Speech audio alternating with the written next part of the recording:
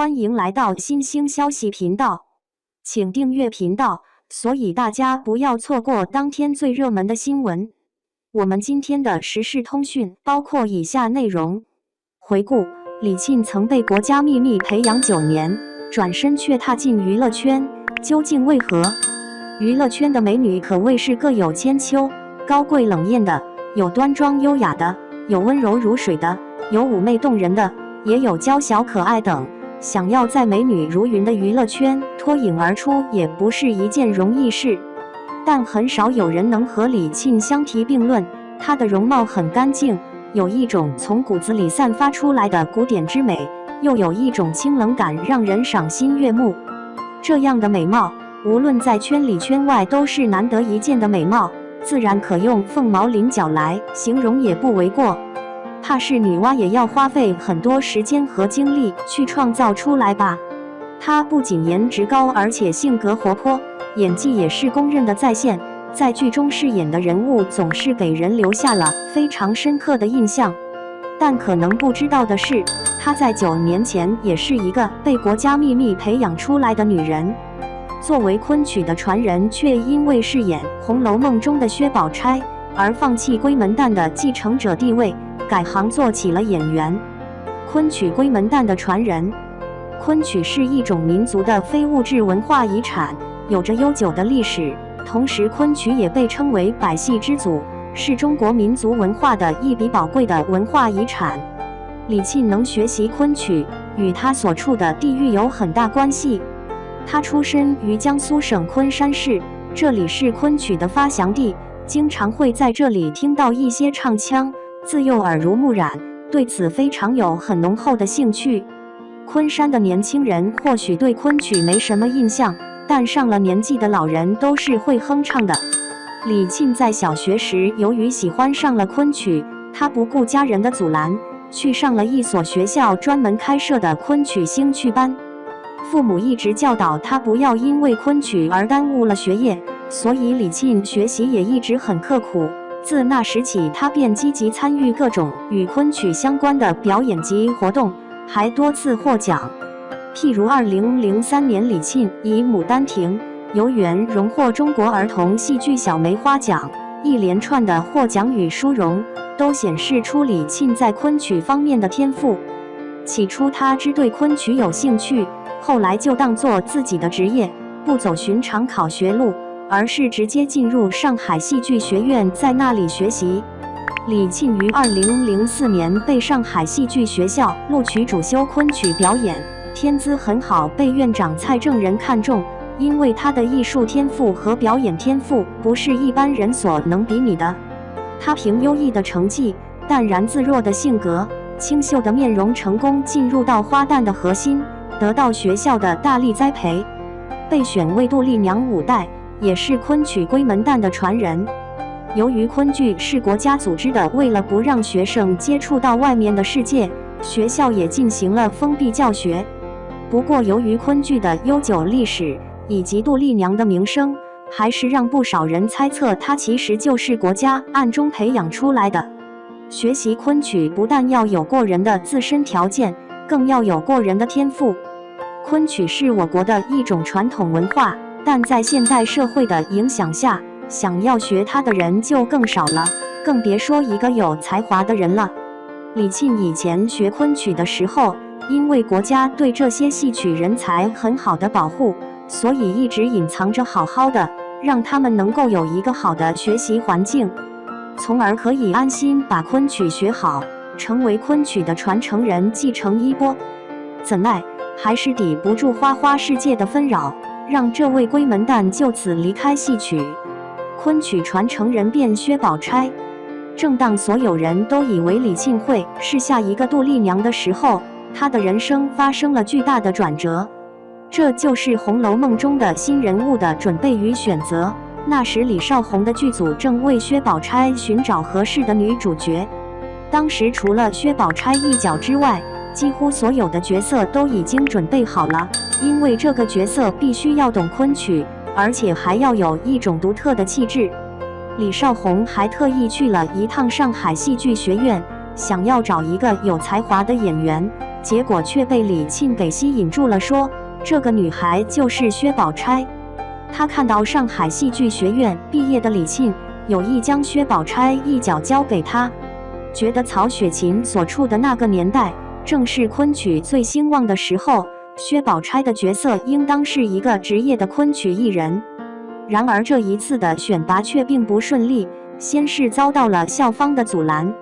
其实这也是可以理解的，因为李沁是被学校当成昆曲传承人来培养的，如果让他出演影视作品，那无疑会影响到他的学习。另外，李沁的家长也是其中的一个重要因素。李少红也曾多次向校领导和校长求援，可是校领导们都不肯放行，坚决不同意。其实他早有预料，所以再次找到了李沁父母。起初他的家人并没有答应，后来李少红就在李沁家和学校之间来回折腾。为了争取到这个角色，导演还特意跑到李沁老家，与他的家人以及好友进行了一番沟通，最终达成一致。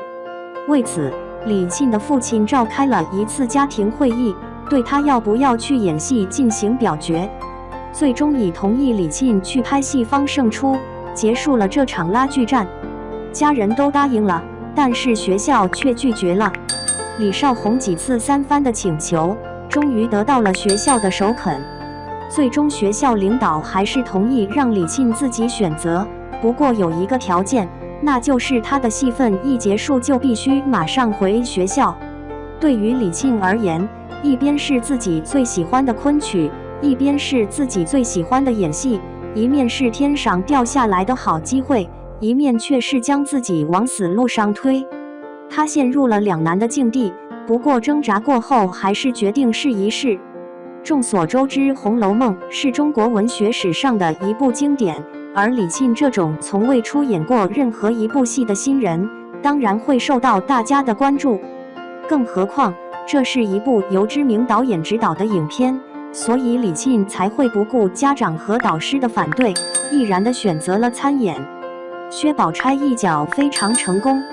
李沁顺利出演了《红楼梦》里面薛宝钗，在剧中的形象非常端庄，完全是书本上典型的温柔古典美人，举手投足间都有一种宁静祥和的气质，俨然一副大家闺秀的模样，一颦一笑间都透着一股少女般的纯真。凭借剧中的薛宝钗，在电视剧刚上映的时候，李沁就获得了最佳新人的称号，当然这其中也有与昆曲有关的因素。李沁的长相五官端正，眉目如画，又因为长期学习戏剧，所以身材很好，风姿绰约，风情万种。